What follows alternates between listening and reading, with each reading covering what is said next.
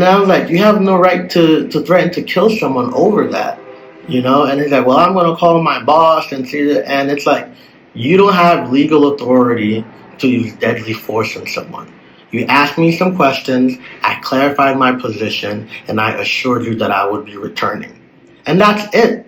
That's all that you have the right to do as a hotel staff worker. Now, if I don't show up, you have my identity. File a police report. That's it.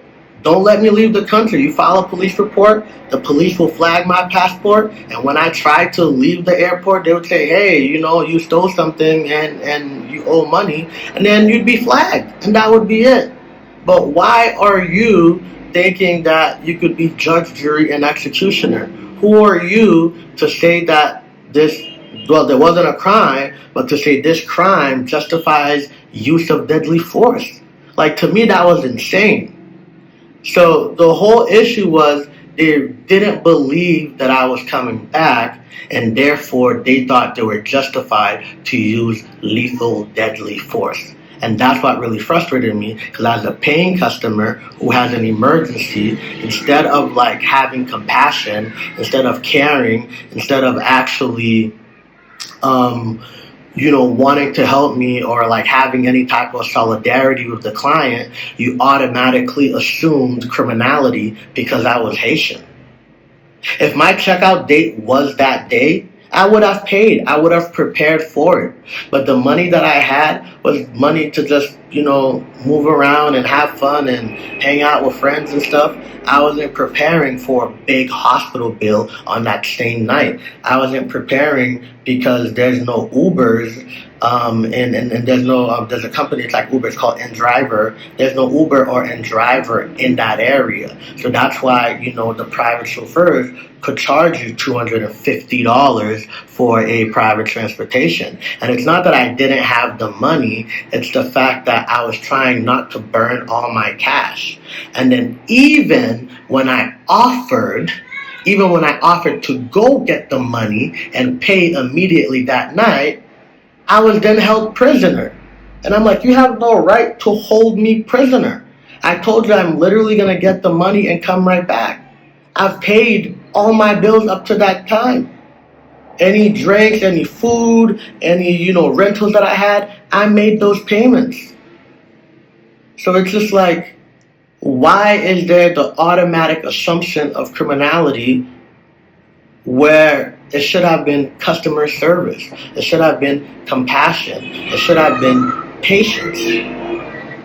And that's really what my argument is about here, is that why is it that Haitians in the Dominican Republic have a lack of human rights?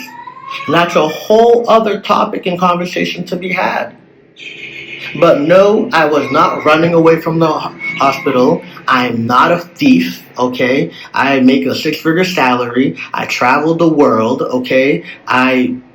If you watch my page, you see that I travel all the time and I enjoy. I have stayed at 5-star hotels for much more money and enjoyed my stay and never had any issues. So why is it now over $100, $107 that you're going to now try to invoke criminality when I was never checking out? So there's a clear lack of professionalism, there's a clear lack of customer service, and there's just a clear lack of compassion for the fellow human beings. And all that led to their decision that they thought that they were justified to use deadly lethal force, that they had the legal right to serve capital punishment for a crime that had not yet been committed, that you thought someone might commit, so therefore you were going to issue capital punishment prior to prevent that? Like, that is insane. That is wild ideology. But that's how it is for a lot of people and a lot of times in the Dominican Republic. The minute that you are Haitian, oftentimes they treat you like dirt. And it's not everybody, right? So I'm not going to say all of Dominican Republic, all Dominicans are bad, all Dominicans are racist. Absolutely not. There are great people here. They treat you well. They don't care what race, color, religion, background, right? They treat you with dignity and respect. But there is, however, an ingrained cultural, political, and government and institutional attack on the Haitian people. And I'll be making more videos on the immigration and stuff like that. I don't want to get too deep into that in this video, but that's what happened. I had an emergency. I was rushing to the hospital. They didn't believe I was coming back, and therefore they thought that they were justified to use deadly force. And as someone who was actually planning to spend the entire month of July there, I was highly disrespected and upset and traumatized by this experience. You don't have a right to do that. So yeah, I started filming. And as soon as I started filming, the attitude changed. I honestly believe that if I didn't go live on TikTok, if I didn't start recording with my phone, if I didn't have these two phones and holding in each hand, one live on TikTok and the other recording real time, I honestly thought I would have died. As soon as I started recording, their behavior started to change. As soon as they saw it. If you thought you were justified, why all of a sudden, when I start recording, now you want to sit down and talk?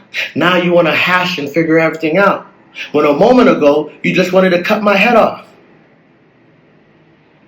And then I didn't even owe all that amount. If I did the math, honestly, I didn't owe all that amount. But the important stuff was my family member that needed my help and assistance in the hospital. That was priority for me. And as a paying customer at a business, at an establishment, the behavior of the staff was unprofessional.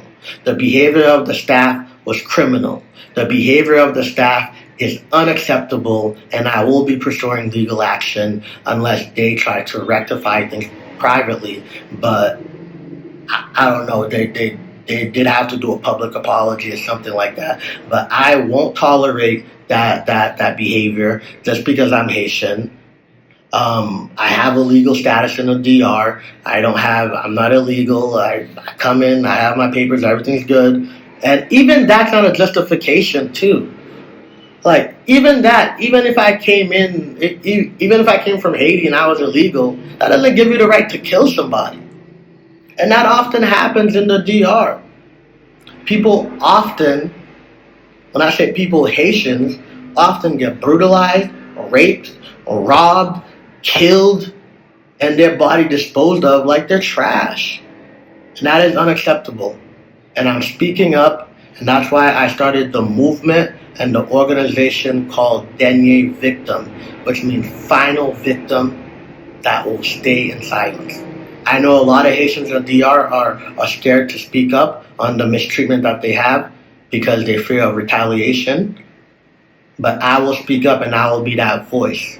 This is a project that I have long been working on, and this is something that continues to affect me in my private life, and I continue to see it daily in the DR.